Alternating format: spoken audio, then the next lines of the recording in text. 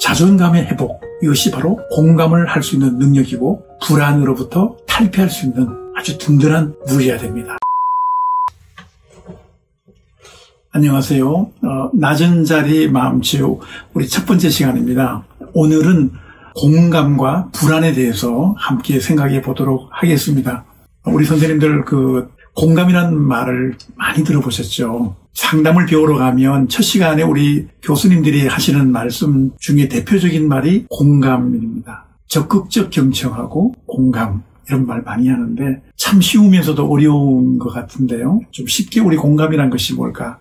공감이란 말 뜻은 함께 느낀다는 거죠. 말하는 사람이나 또 말을 듣는 사람이 같은 느낌을 가지고 듣는다는 뜻일 겁니다. 이것을 풀어서 우리가 얘기를 한다면 상담자가 내담자 또는 클라이언트, 상담받으러 온 사람의 그 내면의 마음을 함께 느낀다는 뜻입니다. 어떻게 하면 함께 느낄까요? 바로 그 사람의 긍정적 마음의 의도를 생각해 보는 것입니다. 그 사람 입장에서는 그럴 수밖에 없구나라고 인정을 해 주시는 겁니다. 그래서 이런 마음을 가지면 그 사람에게 어떤 말을 할 수 있냐면 그랬었구나. 내가 그런 상황이었구나. 그런 입장이었고 너의 입장에서는 그럴 수밖에 없었구나. 함께 자기 편이 돼주는 것입니다. 사람이 가장 편안할 때가 언제냐면 내 편이 있을 때거든요. 사람이 가장 불안하고 외로울 때가 언제냐면 내 편이 없을 때입니다.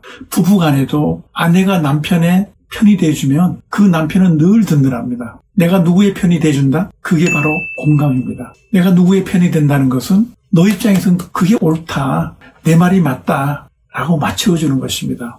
공감은 어떤 의미에서 상대방을 맞춰주는 것이거든요. 맞추기입니다. 사람은 사람을 변화시킬 수 없습니다. 다만 그 사람에게 맞춰줄 수밖에 없습니다. 내가 그 사람을 맞춰주면 그 사람도 내한테 맞춰줍니다. 공감은 일방적으로 이루어지는 것이 아니라 서로 상호작용하는 것입니다. 오늘 우리 한번 내 주변에 있는 부부간이나 또 형제간이나 또 학교 선생님과 또 학생들 사이에 서로 맞추기를 한번 해보시는 것이 어떨까요? 선생님 보시기에 학생이 마음에 들지 않는 행동을 했다라고 했을 때 옳다 그르다를 판단하는 것이 아니라 그 학생의 입장에서는 그럴 수밖에 없었네. 그래, 그 입장에서는 너의 행동이 맞는 거야. 이렇게 해준다면 그 학생이 비록 도덕적으로 비난받아 마땅한 행동을 했을지라도 그 학생은 스스로 변화할 것입니다. 선생님이 내가 나쁜 일을 할 수밖에 없음을 아심에도 불구하고 내 편이 되어주셨구나. 보통 우리 학교에서 이렇게 지도를 해보면 말썽 피우는 학생들을 비난하거나 판단하거나 비판하면 그 학생은 더 비뚤어집니다. 이 세상에 사람이라고 하는 것은 태어날 때부터 깊은 원천적인 도덕심을 가지고 있습니다.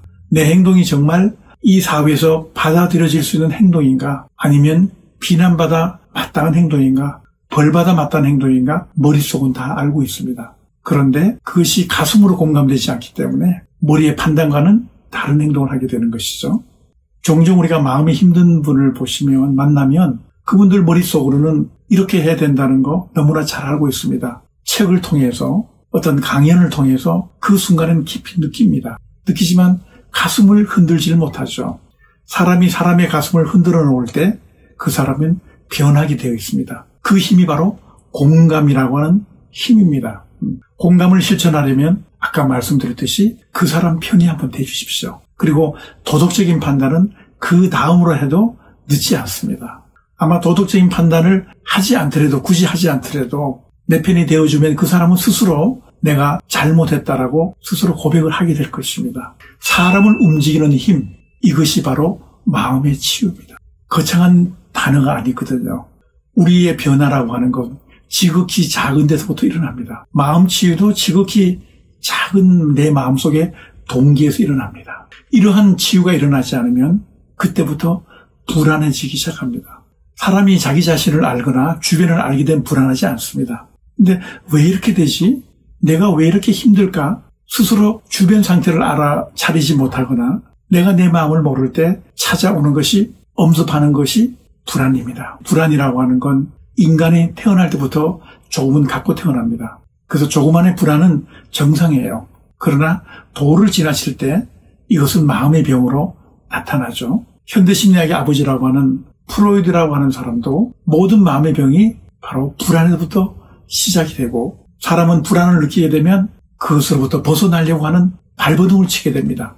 불안으로부터 벗어나는 그 발버둥, 이걸 우리가 전문 용어로 어려운 말로 방어기제라는 말을 써봤을 겁니다. 사람이 불안하게 되면 원래 의도와는 다른 행동을 하게 됩니다. 예를 들어 내가 어떤 사람을 되게 그 사람 의사와 관계없이 내가 일방적으로 그 사람을 좋아하고 있다면 나중에 스스로 저 사람이 내 마음을 알아채면 어떡하지? 라는 불안이 올 때 이런 행동하죠. 내가 그 사람을 일방적으로 좋아하고 있어 라고 하는 게 아니라 반대로 그 사람이 나를 좋아하고 있다라고 제3자에게 말하는 경우도 종종 있게 됩니다. 이게 방어기제거든요.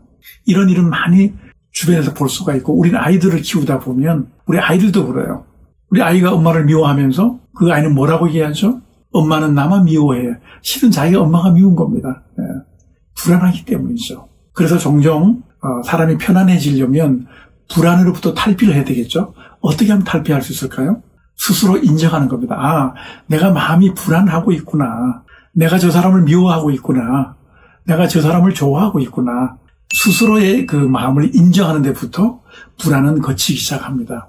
우리가 자연현상도요, 먹구름이 확 덮이고 바람이 불면 아, 비가 오려고 하나 보다. 이렇게 자연현상의 결론을 미리 알면 절대로 불안하지 않습니다. 근데 이런 자연현상의 움직임을 알지 못하면 갑자기 먹구름이 좀 두려워집니다. 옛날 사람들이 왜 이렇게 하늘에 대해서 제사를 많이 지었을까요? 자연의 이치를 잘 모르는 시대가 있었기 때문에 그때부터 하늘이 우리에게 벌을 내린다라고 해서 막 두려운 마음으로 제사를 지냈죠. 어떻게 보면 이 종교심이라고 하는 것도 불안에서 나온 인간의 원초적인 마음이 아니겠는가, 그런 생각입니다. 이런 불안으로부터 나를 꿋꿋이 지켜주는 힘, 공감입니다. 내 편이 있으면 어떤 상황이 와도 내가 어떤 불리한 입장에 처하더라도 나는 두렵지 않습니다. 두렵지 않는 마음, 든든한 마음, 그것은 바로 내 옆에 내 편이 있을 때입니다. 그래서 오늘부터 우리가 가정이 행복하려면, 나 자신이 행복하려면 우리 부모님들은 철저하게 아이의 편이 되어줘야 됩니다. 그 아이가 도덕적 행동을 했던 비도덕적인 행동을 했던 일단 1차적으로 그 아이의 편이 돼주신 다음에 그 다음에 도덕적인 충고를 할 수가 있습니다. 아, 너 입장이 그럴 수밖에 없어. 내 마음이 그렇게 힘들어서 그렇게 했구나. 그러나 이런 행동은 사회에서는 받아들여지지 않고 용납되지 않는 것이기 때문에 오늘로서 끝내고 내일부터는 이렇게 하자라고 도덕적으로 충고를 해준다면 그 아이는 기꺼이 받아들입니다. 부부간에도 마찬가지입니다. 남편이 아내 편이 돼주고 아내가 남편 편이 돼주면 비록 나쁜 행동을 했더라도 서로 뉘우치게 됩니다. 여보, 오늘 그 행동은 이것으로 끝내고 다음부터는 이렇게 하자라고 했을 때 기꺼이 받아들입니다. 이것이 바로 공감입니다. 그 사람 편이 되어주기.